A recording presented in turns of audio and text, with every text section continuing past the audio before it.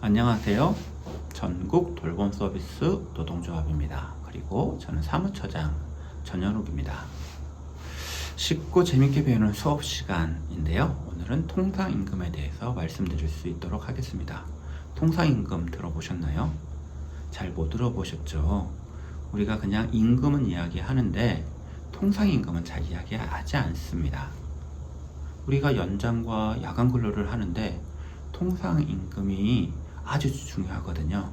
통상임금을 계산을 해야 하는데 어떻게 해서 산식이 나왔는지 우리는 주면 주는 대로 받아왔죠. 그래서 이 부분 잘 알면 내가 임금을 얼마나 더 올려받아야 하는지를 알 수 있기 때문에 이 통상임금은 아주 중요한 문제입니다. 그래서 오늘은 이 통상임금에 대해서 다뤄보겠습니다. 오늘의 학습 목표도 통상임금의 개념을 알아보고 2024년 12월 대법원 통상임금에 대한 판결의 의미도 알아보겠습니다. 그리고 어렵지 않은 통상임금, 내 급여 명세서를 가지고 계산을 해보겠습니다. 자, 통상임금의 개념입니다. 근로기준법 시행령에 나와 있습니다. 제6조 통상임금. 통상임금이란 근로자에게 정기적이고 일률적으로 소정근로 또는 총근로에 대하여 지급하기로 한 금액이다. 이렇게 명시하고 있습니다. 여기에서 정기적이고 일률적으로 라고 되어 있죠. 이 정기성은 일정한 기간마다 지급되는 것을 말하는 거고요.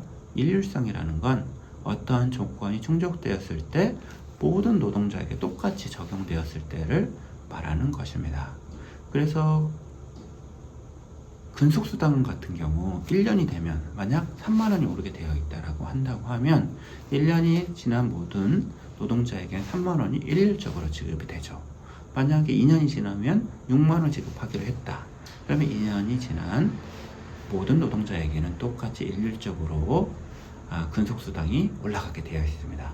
이렇듯 일률적인 것은 모든 근로자에게 똑같이 적용되는 그러한 것을 말한다 라고 말씀드릴 수 있습니다. 통상임금의 의미는 일단 통상임금은 법적인 용어입니다.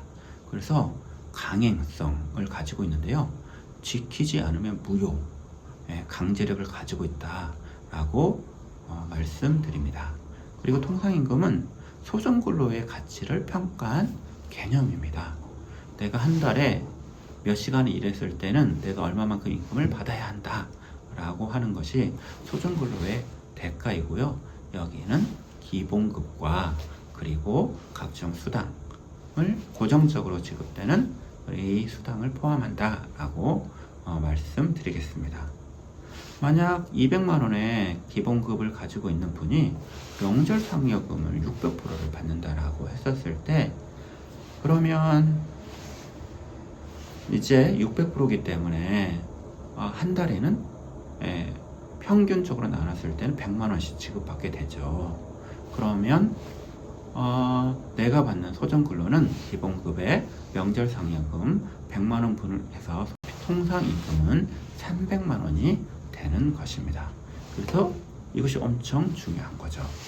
그리고 세 번째로는 통상임금은 법정수당을 산정하는 도구의 개념을 가지고 있습니다. 이후에 직접 계산하면서 말씀드릴 수 있도록 하겠습니다.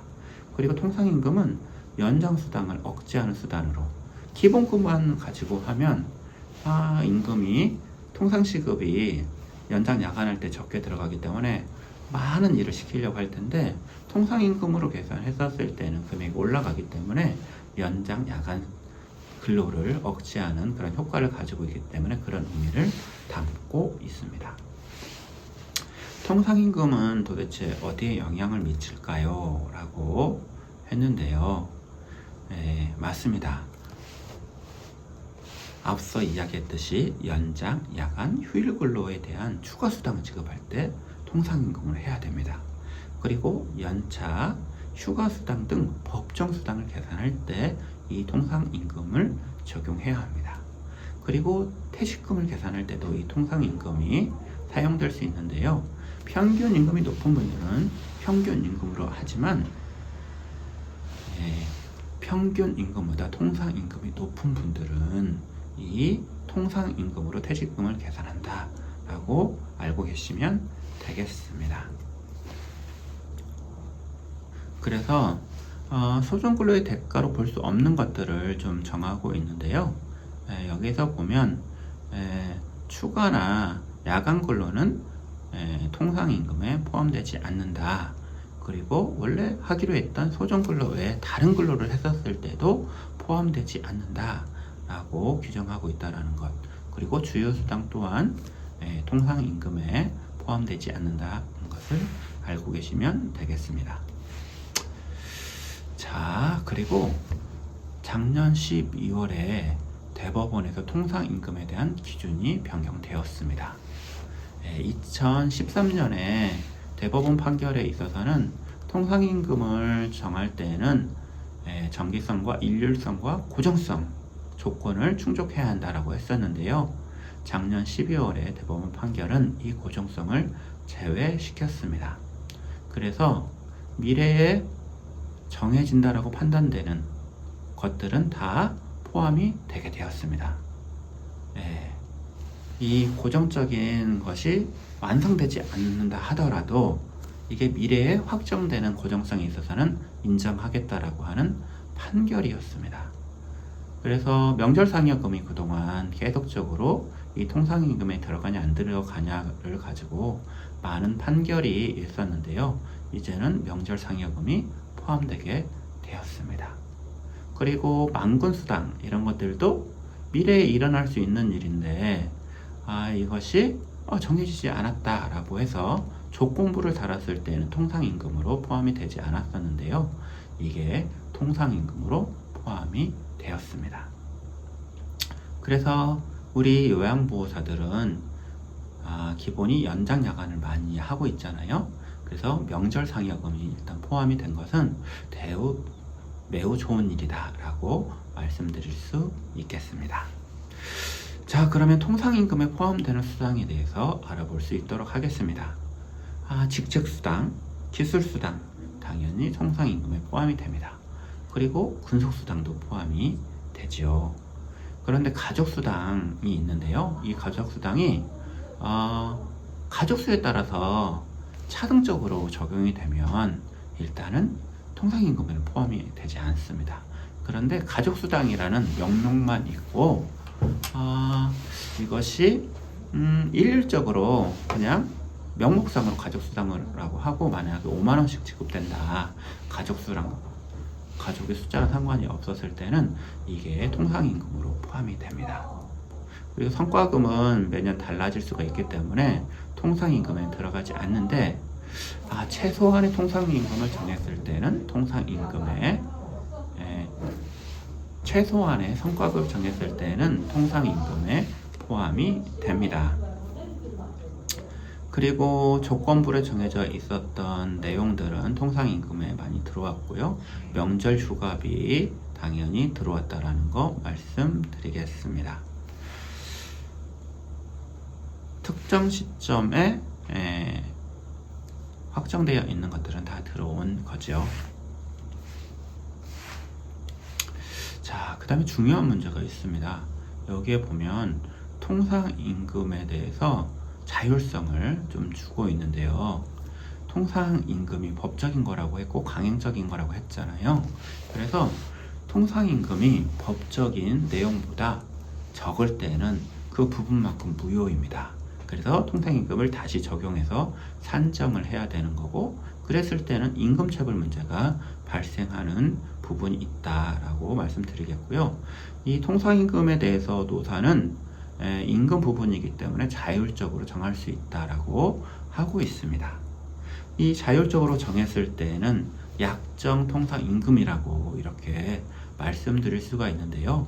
우리가 단체 교섭을 하다 보면 이 통상임금에 대해서도 정하는 그런 단협들이 있습니다. 그랬을 때 이 통상임금에 대해서 이거는 포함된다, 이거는 포함되지 않는다 라고 했었을 때, 그러면 법적인 통상임금과 약정 통상임금 중에 한쪽만 유리한 것들은 적용하지 않는 거고요.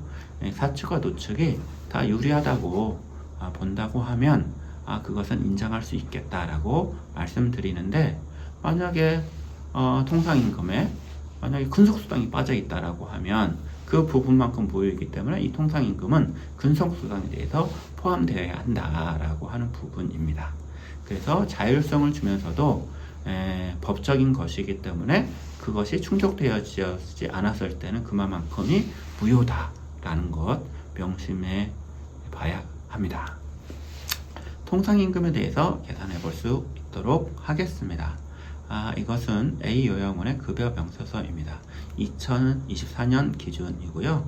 그 당시 시급은 9,860원이었습니다. 지금 이 요양원은 주주야야 휴유 근무 형태로 해서 196시간의 소정근로를 하고 있었습니다.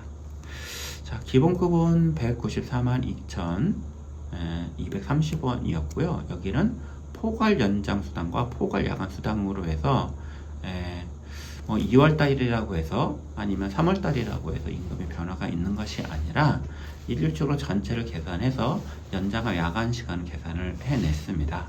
그래서 연장은 15시간이었고요. 야간은 40시간이었습니다. 그래서 그것을 계산해서 지급한 금액은 22만 4,910원이었고 야간 수당은 19만 9,970원이었습니다. 처우 개선비를 지급을 하고 있었고요. 장기 근속 장려금을 이 노동자는 받고 있었습니다. 그리고 명절 상여금은 35만 원을 받고 있었습니다. 자, 계산을 해보겠습니다. 통상시급을 먼저 계산을 해야 할 텐데요. 통상시급은 기본급을 가지고 소정근로시간으로 나누면 1시간에 받는 시급이 계산이 됩니다. 그리고 다른 것들도 그렇게 계산을 해보면 처우 개선비는 5만원을 가지고 196시간을 나눴을 때는 254원이 되었고요.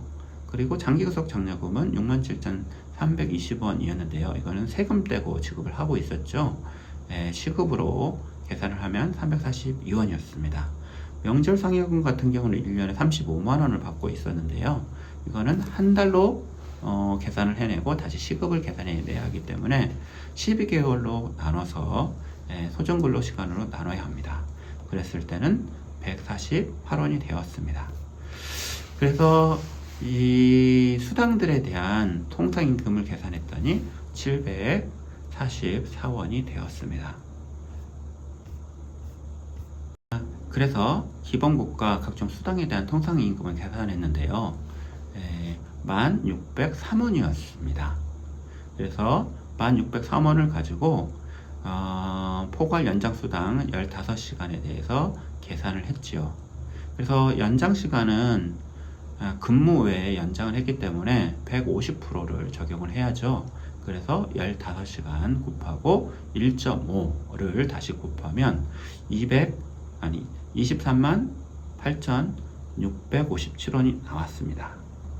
그리고 포괄 야간 수당은 근무 시간 내에 야간 시간이 들어가고 있기 때문에 50%만 적용을 했고요.